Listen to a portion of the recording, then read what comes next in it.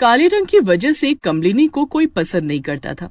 कमलिनी 5 भाइयों में सबसे छोटी थी। उसके 5 भाइयों की शादी होने वाली थी।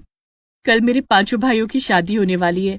घर में 5 भाभियां आने वाली हैं। पता नहीं और लोगों की तरह कहीं मेरी भाभियों को मेरे काले रंग से नफरत हो गई तो मैं उनके सामने नहीं जाऊंगी।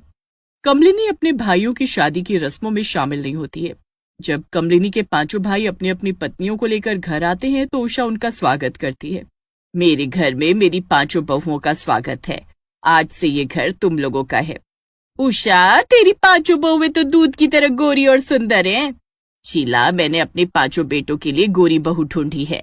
मुझे अपने घर में सावन की घटा नहीं बल्कि चमकती हुई बिजली की रोशनी चाहिए। माँ जी, हमने सुना था कि हमारी एक ननद भी है। हमारे स्वागत के लिए हमारी ननद रानी क्यों नहीं आई? क्या उन्हें हमारे आने की कोई खुशी नहीं है? ऐसा नहीं है बहू। कमलिनी ज्यादातर अपने कमरे में रहना पसंद करती है। वो किसी से बात भी नहीं करती। ऐसा क्यों माँ जी? आखिर हम 5 भाभियों की एक ही तो ननद है। हम अपनी इकलौती ननद से मिलना और बात करना चाहते हैं। तुम लोग बैठो, मैं कमलिनी को बुला कर लाती हूँ। आप उन्हें क्यों तकलीफ दे रही हैं? हम उनके कमरे में जाकर उनसे मिल लेते हैं। आप बस हमें उनका कमरा दिखा दीजिए। उषा अपनी 5 बहुओं को कमलिनी के कमरे में ले जाती है, जहाँ कमलिनी साधारण कपड़ों में बैठी थी। अपनी 5 गोरी भाभियों को अपने कमरे में देखकर कमलिनी चौंक जाती है। भाभी, आप लोग? हमारी इकलौती ननद हमसे मिलने नहीं आई, तो हमने सोचा कि क्यों ना हम उनसे मिलने। कमलिनी, तुम शादी में क्यों नहीं आई? माँ जी बता रही थी कि तुम अपने कमरे से बाहर नहीं निकलती हो, यहाँ तक कि किसी से बात भी नहीं करती हो। भाभी, मैं काली हूँ ना? काली हो तो क्या हुआ?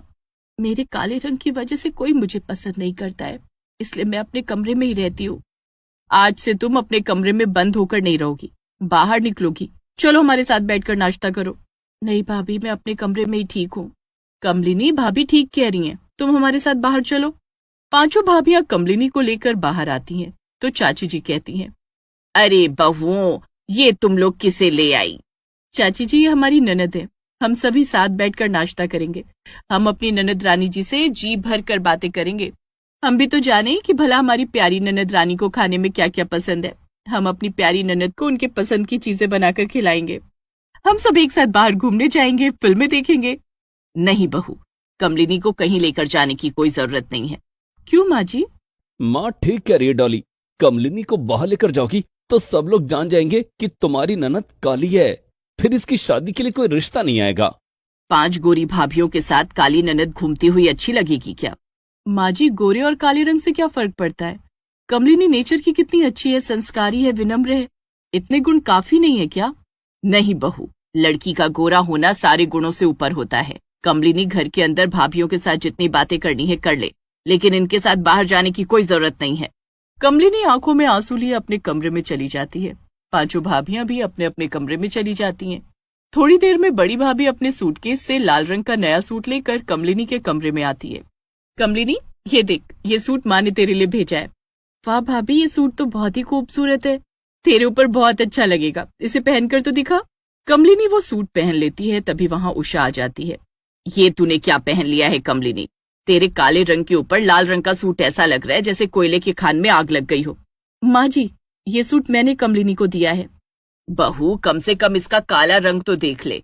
इसके ऊपर कौन सा रंग ठीक लगेगा, ये सोच समझ कर ही इसे कपड़े दिया कर। ये तेरी तरह गोरी तो है नहीं कि जो पहन ले अच्छी लगेगी। कमलिनी ने बुझे स्वर में कहा। भाभी, माँ ठीक कह रही हैं, आप ये सूट ले जाओ, मेरे लिए कोई हल्के रंग का सूट ला देना। बड़ी भाभी सूट लेकर वहां से चली जाती है। उषा कमलिनी को डांटते हुए कहती है, तेरी 5 भाभियां आज घर में आई हैं और तू अपने कमरे में आराम कर रही है। जा, रसोई में जाकर रात के खाने का इंतजाम कर, और हाँ, चेहरे पर थोड़ा क्रीम पाउडर लगा ले, देखने में थोड़ी ठीक लगेगी। कमलिनी तैयार होकर रसोई में जाती है और रात के खाने का इंतजाम करती है। कुछ दिन बीत जाते हैं। कमलिनी रसोई में खाना बना रही थी, तभी उसकी 5 भाभियां वहां आती हैं। कमलिनी, आज से रसोई की जिम्मेदारी हम 5 संभाल लेंगे। तुम अपने कमरे में जाकर पढ़ाई करो। नहीं बहू, रसोई की जिम्मेदारी कमलिनी ही संभालेगी। तुम 5 रसोई में काम करोगी तो तुम्हारा गोरा रंग काला पड़ जाएगा। कमलिनी तो पहले से ही काली है, इससे कोई फर्क नहीं पड़ेगा। लेकिन माँ जी, परीक्षाएं आने वाली हैं और हम 5 सारा दिन घर में बैठकर क्या करेंगी? वैसे भी माँ जी, हम 5 शादी से पहले अपने अपने मायके में अकेली खाना बनाती थी, लेकिन हमारे गोरे रंग पर कोई आंच नहीं आई। यहाँ तो हम 5 हैं, किसी को ज्यादा देर तक आग के पास खड़ा नहीं रहना पड़ेगा। हम पांचों मिलकर खाना बना लेंगी। कमलिनी को पढ़ाई करने दीजिए। ठीक है, लेकिन बीच बीच में तुम लोग कमलिनी की मदद लेती रहना। ठीक है माँ जी। कमलिनी की पांचों भाभियां रसोई की जिम्मेदारी संभाल लेती हैं। कमलिनी को पढ़ाई पर ध्यान देने का वक्त मिल जाता है। धीरे धीरे दिन बीत रहे थे। एक दिन कमलिनी की पांचों भाभियां शॉपिंग पर जाने लगी। माँ जी, क्या हम कमलिनी को अपने साथ ले जा सकती हैं? नहीं बहू, कमलिनी घर से बाहर कदम नहीं रखती है। मैं नहीं चाहती कि सारी दुनिया को पता लगे कि मेरी बेटी इतनी काली है। पूरी दुनिया में मेरी जग हसाई होगी। लेकिन माँ जी, आजकल तो काला रंग फैशन में है। काला रंग फैशन में है? हाँ माँ जी, आपको नहीं पता? आजकल काले रंग की मॉडल को गोरे रंग की मॉडल से ज्यादा काम दिया जा रहा है। लोगों को काला रंग बहुत पसंद आ रहा है। माँ जी, हम कमलिनी को बाहर ले जा रहे हैं, आप मना मत कीजिए प्लीज। ठीक है, ले जाओ। पांचों भाभियां कमलिनी को बाजार ले जाती हैं, जहां वो उसे एक ब्यूटी पार्लर में लेकर जाती हैं। ये आप लोग मुझे कहाँ ले आई भाभी? कमलिनी, क्या तुम ब्यूटी पार्लर कभी नहीं आई? कभी घर से बाहर निकलूंगी तब तो ब्यूटी पार्लर आऊंगी ना भाभी। चलो आज हम तुम्हारा मेकओवर करवाएंगे, जिसके बाद तुम्हें सब देखकर कहेंगे कि कमलिनी कितनी खूबसूरत है।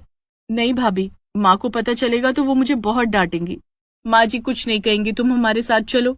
पांचों भाभियां कमलिनी को ब्यूटी पार्लर लेकर जाती हैं और उसका मेकओवर करवाती हैं, जिसके बाद कमलिनी काले रंग में भी बला की खूबसूरत दिखने लगती है। कमलिनी जब घर आती है तो उषा उसे देखती रह जाती है, लेकिन फिर भी वो कमलिनी की तारीफ में एक शब्द नहीं कहती है। माँ जी देखिए तो, हमारी कमलिनी कितनी सुंदर लग रही है। तवे को चाहे कितना भी रगड़ लो, वो स्टील नहीं बन सकता। तुम लोग चाहे जो कर लो, ये रहेगी तो काली ही ना। आप ये क्या कह रही हैं माँ जी? माँ ठीक ही तो कह रही है। क्या जरूरत थी इस काली कलुटी पर पैसे बर्बाद करने की? भाभी, मैंने कहा था ना कि मेरा मेकओवर मत कराइए। कमलिनी, अच्छा ही हुआ। कमलिनी को देखने के लिए कल लड़के वाले आ रहे हैं। मेकओवर कराने के बाद कमलिनी थोड़ी ठीक ठाक दिख रही है। शायद इस बार इसका रिश्ता तय हो जाए तो हमारे सिर से इस काली कलुटी का बोझ उतर जाए। बस बहुत हो गया। अब आप लोगों ने कमलिनी के बारे में कुछ भी कहा तो अच्छा नहीं होगा। कमलिनी अभी शादी नहीं करेगी, अभी पढ़ेगी। भाभी, अगर अभी इसकी शादी नहीं हुई तो उम्र निकल जाने के बाद इससे कौन शादी करेगा? अभी ही बहुत मुश्किल से रिश्ता मिला है। दूसरे दिन कमलिनी को देखने के लिए लड़के वाले आते हैं। कमलिनी को लड़के वालों के सामने लाया जाता है। सभी लोग आपस में बातें कर रहे थे और चाय नाश्ते का लुत्फ उठा रहे थे। उसी समय लड़के की माँ को अचानक दिल का दौरा पड़ जाता है। बेटे, तू जल्दी से इन अस्पताल ले चल। घबराने की जरूरत नहीं है माँ, पहले इनके पास से आप सब लोग हट जाइए। सभी लोग वहां से हट जाते हैं, जिसके बाद कमलिनी लड़के की माँ सुजाता को प्राथमिक उपचार के साथ साथ अपनी सांसों की हवा देती है। थोड़ी देर के बाद सुजाता को होश आ जाता है। वाह कमलनी बहू, तूने सुजाता की जान बचा ली। सभी लोग सुजाता को अस्पताल ले जाते हैं, जहां डॉक्टर उनका चेकअप करता है। सही समय पर इनका प्राथमिक उपचार हो जाने के कारण इनकी जान बच गई, नहीं तो इनकी जान जा सकती थी। मैं कुछ दवाइयां दे रहा हूँ जो इन्हें समय समय पर लेनी होगी। ठीक है डॉक्टर साहब। सुजाता को सभी लोग लेकर घर आते हैं, जहां सुजाता कमलिनी को गले से लगाती है।